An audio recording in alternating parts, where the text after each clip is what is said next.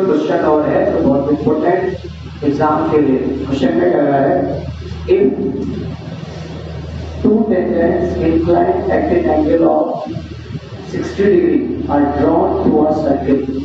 Question में कह रहा है two tangents inclined at 60 degree are drawn to a circle.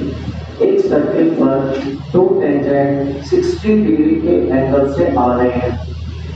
जैसे ये मान लीजिए हमारे पास कोई सर्किल है, क्वेश्चन में कह रहे हैं वो टू टेंजेंट्स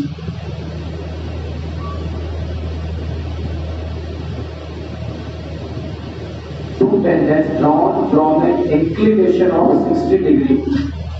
एक पॉइंट है बाहर, वहां पे एंगल बन रहा है 60 डिग्री का, वहां से दो टेंजेंट ड्रॉ की जा रही है।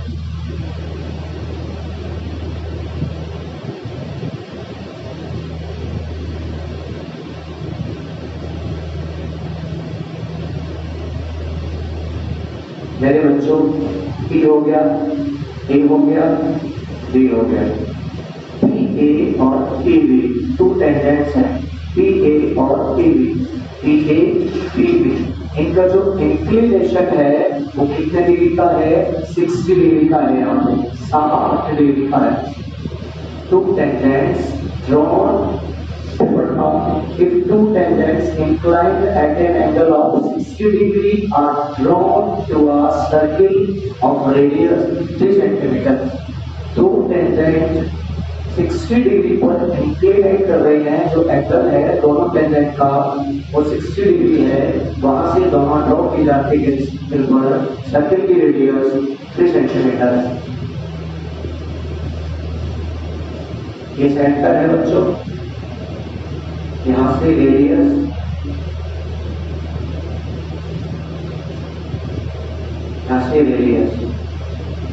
ये रेडियस 3 सेंटीमीटर है, ये रेडियस भी 3 सेंटीमीटर है, ठीक है। 3 सेंटीमीटर रेडियस। अब कह रहा है तो find the length of tangent, किसी स्पर्श रेखा की लेंथ निकालनी है, इसकी और इसकी लेंथ निकालनी है। चलिए क्वेश्चन में बोला find the length of tangent. सबसे पहले हम इंफॉर्मेशन जो दी है उसके अकॉर्डिंग लेट कर लेंगे। यहाँ पे late PA and PB are two tangents from an external point P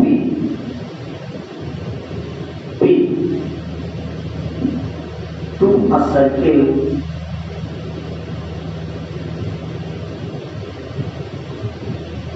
of radius 3 centimeter.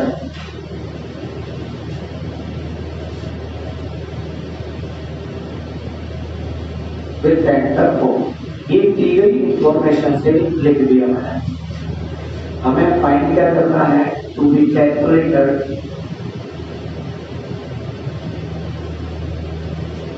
Length of two tangents, इसकी और इसकी लेंथ बतानी है, ये हमारा क्वेश्चन। देखो यहाँ पे जब भी ऐसा सोल्यूशन आपको मिलता है तो एक बात आप समझ लीजिए, इसका और इसका सम वो कई बार पूछ सकता है क्वेश्चन में, तो इसका और इसका सम भी कितना हो जाएगा? 180 डिग्री ऐसा होता है। ये भी थ्योरम है जो मैंने आपको समझाई पहले। ये टेंजेंट और ये टेंजेंट जब किसी एक्सटर्नल पॉइंट से ड्रॉ की जाती है तो एक्सटर्नल पॉइंट पे और सेंटर पे बनने वाले एंगल्स आपस में सप्लीमेंट्री होते हैं, मतलब 180 डिग्री का फर्क है। अगर ये 60 है ये कितना हो जाएगा? 120। ये 60 है तो मात्रा कितना हो जाएगा? 120। कभी कभी वो ये भी पूछ लेता है, और जब इसको हम सॉल्व करने जाएंगे कि लेंथ हमको निकालनी है, उसके लिए एक काम करेंगे, यहाँ से हम इसको ज्वाइन कर लेंगे। ज्वाइन कर लेंगे, यहाँ लिखेंगे हम ज्वाइन OP। ओपी को बच्चों ज्वाइन कर दिया। अब इस ट्रायंगल को हम जानते हैं, इसके दो तरीके निकाल लेंगे। एक, इस ट्रायंगल में जाएंगे, पाइथागोरस थ्योरम लगाएंगे, ये और ये मतलब ये हाइपोटेनियस है, तो hypotenuse square equal to a square plus a square, equation number first. इधर जाएंगे तो ये स्क्वायर इक्वल टू ये स्क्वायर प्लस ये स्क्वायर, बट यहाँ पर क्या होगा, हमें एक साइड चाहिए होगी कोई भी, तब हम इसको निकाल पाएंगे। ये हमें पता होगा तभी होगा, अदरवाइज क्या होगा, ये इसके इक्वल होता है, ये इसके इक्वल है, ये इसके इक्वल है, बट तो सॉल्व ही नहीं होगा ये। इसीलिए यहाँ से ये रूल हटा देंगे और इसमें ट्रिग्नोमेट्री यूज करेंगे, साइन कॉस टेन। लेकिन ये पूरा एंगल 60 का है, तो सिंपल सी बात है, ये कितने का हो जाएगा 30, ये कितने का हो जाएगा 30, क्यों, ये वाला एंगल इसके क्या हो जाएगा कॉन्ग्रुएंट। बात करूंगा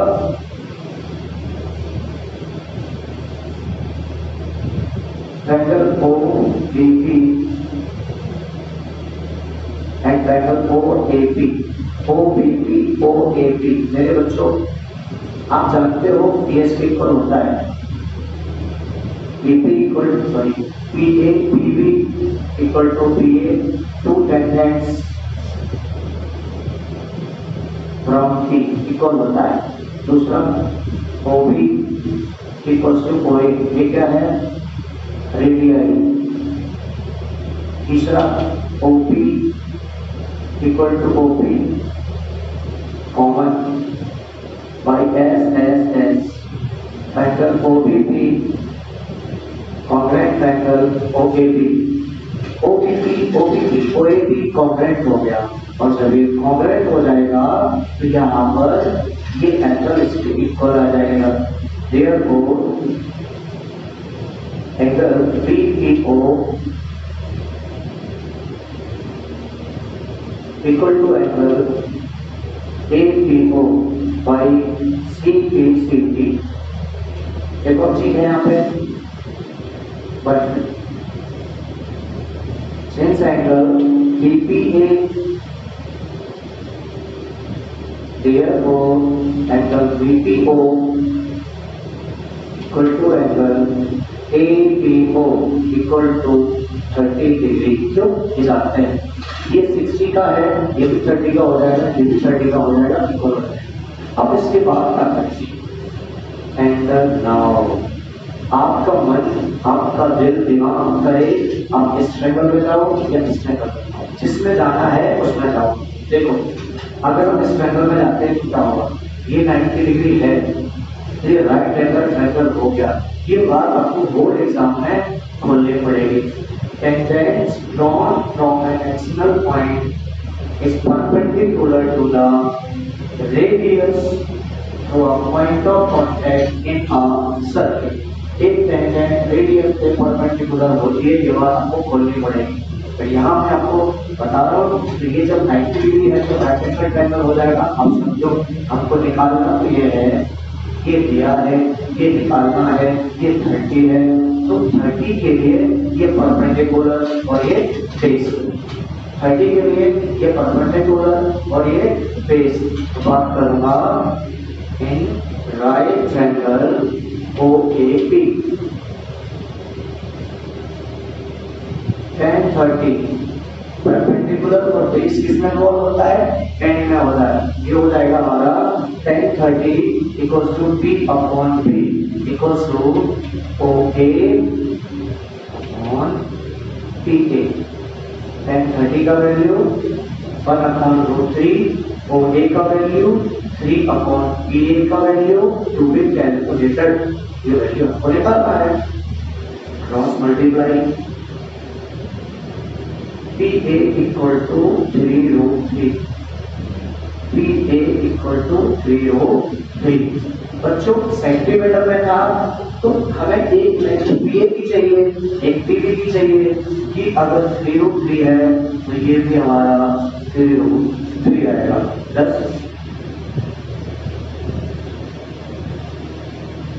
length of tangent equal to 3√3 centimetre. ये हो गया आंसर, ये हो गया आंसर। और जब भी ऐसा क्वेश्चन आए तो आप केवल और केवल इसको समझिए। मल्टीपल चॉइस में आए तो सीधे ट्रिग्नोमेट्री में जाइए, चाहे वो इसकी लेंथ पूछे चाहे इसकी लेंथ पूछे, कोई फर्क नहीं पड़ता है, बड़े आसानी से आप उसको निकाल सकते हो।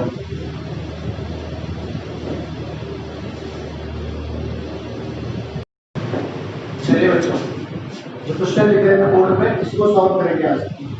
ये प्रैक्टिस पेपर में समझ लीजिए आप, 10 चैप्टर के प्रैक्टिस पेपर में सर्कल की टेंजेंट वाला चैप्टर पूरा करा दिया मैंने, उसका क्वेश्चन है और सरल है, 2 से 3 नंबर में आ जाता है।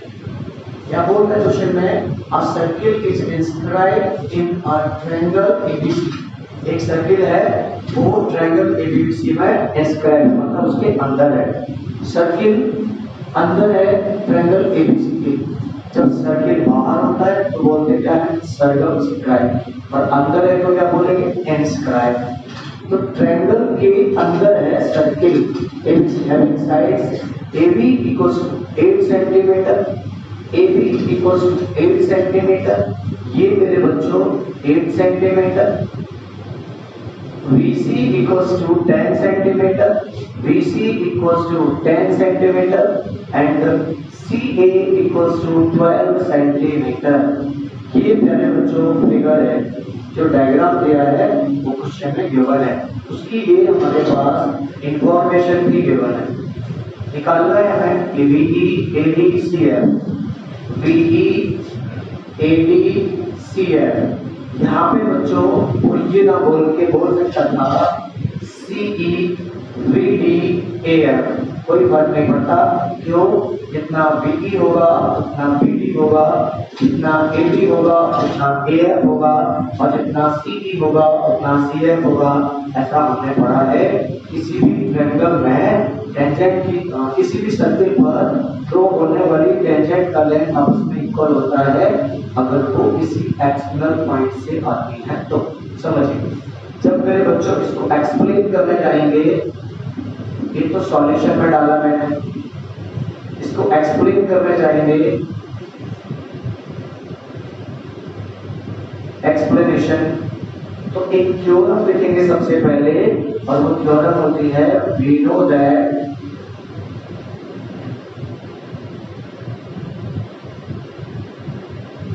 two tangents drawn from an external point to a circle are equal। और बच्चों ये साइन बनाएंगे, उसके बाद लिखेंगे, ध्यान से समझना, एक्सटर्नल पॉइंट में टेंजेंट V से VE और VD, C बाहर है।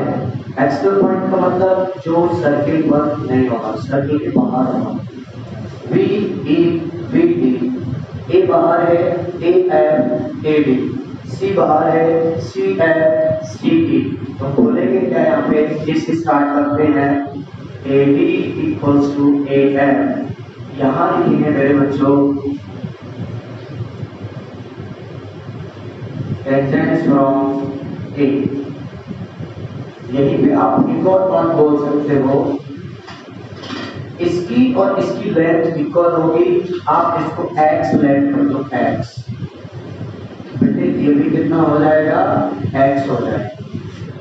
इसको आप y लेंथ कर दो, ये भी कितना हो जाएगा, y। इसको आप z लेंथ कर दो तो ये भी कितना हो जाएगा, z। क्यों, अभी आता है, देखो AD इक्वल टू AF, आप इसी बात को लिख सकते हो, AD equal to AF equal to x और ब्रैकेट में क्या, c। हमने ये बात कह दी, हमने ये बात लेट कर ली। बच्चों आगे जाऊंगा एंड V से VD इक्वल्स टू VE। अब ध्यान से समझना, जिस तरफ आपने AB लिया है उसी तरफ आपको VD लिखना है। क्यों करना है, आप इसको ऐड करेंगे। ऐसे हर किसी क्वेश्चन में आपको ना ऐड लिखे जाता है, जोड़ा जाता है। ये ट्रिक है इसका।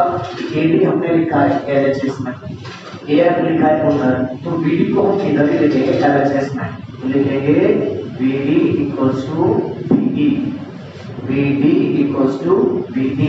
और मेरे बच्चों ये क्या हो जाएगा, टेंजेंस फ्रॉम B, ये टेंजेंस फ्रॉम B।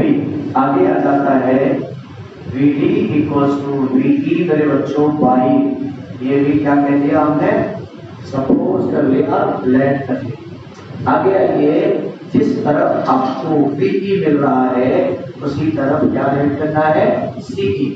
BE की तरफ ही CE रखना है आपको, ठीक है। आ जाओ, BE RHS में है तो इसको डाला मैंने इक्वेशन फर्स्ट, या मैंने इसको डाला, इसको नहीं, इसको डाला इक्वेशन फर्स्ट, इसको डाला इक्वेशन सेकंड। आगे आ जाता है एंड मेरे बच्चों C से CF equal to CE।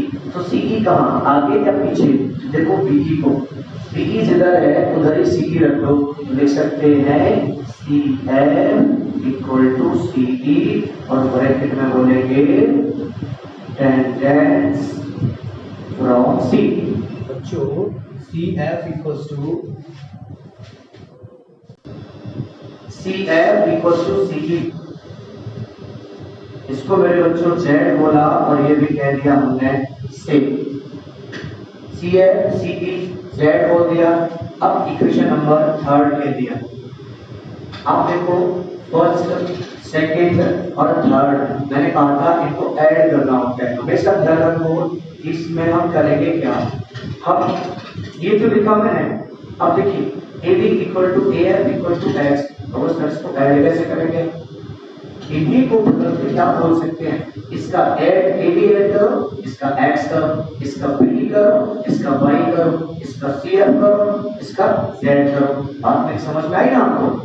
Equation हम क्या करेंगे बच्चों, add equation first second third, ध्यान से समझना। AD plus BD plus CF equals to X plus Y plus Z और AF plus BD plus CE equal to X plus Y plus Z। कैसे, देखो X Y Z RHS में दो बातें हमने कर ली, हम ये साइड कर सकते हैं, ये भी तो कर सकते हैं, बट इन दोनों का वैल्यू आप देखेंगे तो दोनों का वैल्यू कैसा है, सेम है। देखो AD plus BD plus CF, AD plus BD मेरे बच्चों, AD plus BD plus CF equal to X plus Y plus Z, AF plus BE plus CE equal to X plus Y plus Z। आप समझो AD क्या है, X, AD X और BD क्या है, Y है, तो X प्लस Y देखो यहाँ हो रहा है, और AD प्लस BD से बन क्या जा रहा है, AB, इससे क्या बन जा रहा है, AB बन जा रहा है। तो एंड आप ध्यान दीजिए बात पे, ऐसे इधर भी हो रहा है, AF में X आ रहा है, AF में X आ रहा है और आपकी BE में Y आ रहा है और CE में Z आ रहा है क्या बच्चों, एक बात समझो ध्यान से आप, X plus Y plus Z के लिए जो AF है, देखिए ध्यान से, मैंने क्या किया, चाहे तो इसमें वैल्यू पुट कर लो चाहे इसमें वैल्यू पुट कर लो, मैंने AF के लिए रखा आपका AF प्लस CF नहीं है इसमें, तो देखो AF की जगह पे मैं क्या रख सकता हूँ, X plus BE plus CE मेरे बच्चों, BE प्लस CE इस जगह पे मैं क्या रख सकता हूँ, tan equals to X plus Y plus Z। बात को समझ लो आप, मैंने BE प्लस CE की जगह पर Y प्लस Z रख दिया, उसका वैल्यू कितना है, यह है, आइए देखो BC हो जाएगा, BE प्लस CE क्या हो जाएगा, BC। अब समझो X उधर जाके कैंसिल हो जाएगा, tan equal to X plus Y plus Z minus X, तो Y plus Z equals to tan, equation number 4। y plus z equals to tan equation number 4 and इसकी बात करो बच्चों AD plus BD क्या है AD plus BD देखो AD plus BD plus CF equal to x plus y plus z AD plus BD ये पूरा value क्या है 8 है 8 plus CF equals to x plus y plus z अब आप तो समझो CF की वैल्यू कितनी है यहाँ पे जो CF है CF इसकी वैल्यू z है यहाँ पे z आएगा 8 plus z equal to x plus y plus z ये z इधर जाएगा तो कट जाएगा बच्चों 8 equals to x plus y 8 equals to x plus y देखो बच्चों यहाँ पे लिखना y plus z equal to 10 यहाँ पे लिखना x plus y equal to 10 ये बात पहले से आपको पता भी है देखो पहले से आपको पता भी है ये बात कि x plus y equal to 10 है y plus z equal to 10 है और x plus z equal to 12 है तो कह सकते हैं बच्चों यहाँ पे also ये जो हमने किया है ना ये ऐड कर लिया है इसको अगर ऐड नहीं करेंगे मैं इसको रफ कर दे रहा हूँ इसको ऐड नहीं करेंगे बेटा तो भी हमारा सॉल्व होगा क्वेश्चन और तब लैंग्वेज कम लिखना पड़ेगा जैसे इसको डाला मैंने इक्वेशन थर्ड ये इक्वल है ठीक है नाउ आप बात को समझना AB क्या है AB इक्वल्स टू 8 सेंटीमीटर है AB इक्वल्स टू 8 सेंटीमीटर है AB पे आप जो रख सकते हैं x plus y equals to 8 equation number first इसको बेटे हम डाल देते हैं इसको डाल देते हैं फोर्थ इक्वेशन नंबर 4 एंड बात करेंगे BC इक्वल्स टू 10 है तो BC में क्या आ रहा है y plus z equals to 10 equation number 5 and CA equals to 12 है CA में क्या आ रहा है z plus x equal to 12 equation number 6 अब समझो x plus y plus z plus x ये हमारे पास एक इक्वेशन और हो गए इन तीनों को आप ऐड कर सकते हैं इन तीनों को adding equation 4 5th and 6th x plus y plus z x plus y plus z plus z plus x equal to 8 plus 10 plus 12 ये हो गया x to x y to y z to z equal to 30 तो common लिया x plus y plus z equal to 30 x plus y plus z equal to 50 equation number 7 अब ये equation 7 क्यों डाल दिया क्योंकि हम यहाँ पे 1 2 3 डाल चुके हैं इसलिए अदरवाइज हम ये इक्वल लिख के फिगर में आ जाते 1 2 3 यहाँ डाल देते फिर बाकी बढ़ता ये जो 7 इक्वेशन जो हुआ हमारा 6 के बाद अब क्या x plus y की वैल्यू 8 है अगर हम 8 को यहाँ रख देंगे तो z निकल के आ जाएगा ठीक है मैं लिखूंगा 8 plus z equals to 15 और यहाँ लिखूंगा equation number 4 using equation number 4 देखिए बच्चों z equal to 15 minus 8 तो z equal to 7 सेंटीमीटर तो z क्या है z CF है और z CP है उसने CF मांगा है एक वैल्यू आया ऑल्सो इसी की टाइप से हम क्या करेंगे x plus y plus z equals to 15 है y plus z का वैल्यू 10 है x plus 10 equal to 15 और यहाँ लिखूंगा मैं using equation x equal to 15 minus 10 तो x equal to 5 आगे आ जाता है आपका एंड जब x plus y plus z equals to 15 है अगर आप इसको माइनस करोगे तो y आ जाएगा या x की वैल्यू से y की वैल्यू निकालनी है z की वैल्यू 7 equal to 15 7 5 12, तो हो जाएगा y इक्वल टू 15 माइनस 12, तो y इक्वल टू 3। अब हम कह सकते हैं y की वैल्यू 3 है, ये 3 है, तो ये भी 3 होगा। z की वैल्यू 7 है, ये भी 7 होगा, ये 5 है, ये भी 5 होगा। क्या लिखेंगे हम 10। पूछा आपसे BE AD CF, BE equal to 3 centimetre, AD equal to 5 centimetre, CF equal to 7 centimetre. ये बात इसके बाद लिखनी है आपको। तो यहाँ पे हमारा सॉल्यूशन हो जाता है कुछ ऐसे। बीच में जो थोड़ा लेंथी कर रहे थे, लेंथी हो रहा था, उसको मैं रब कर दिया।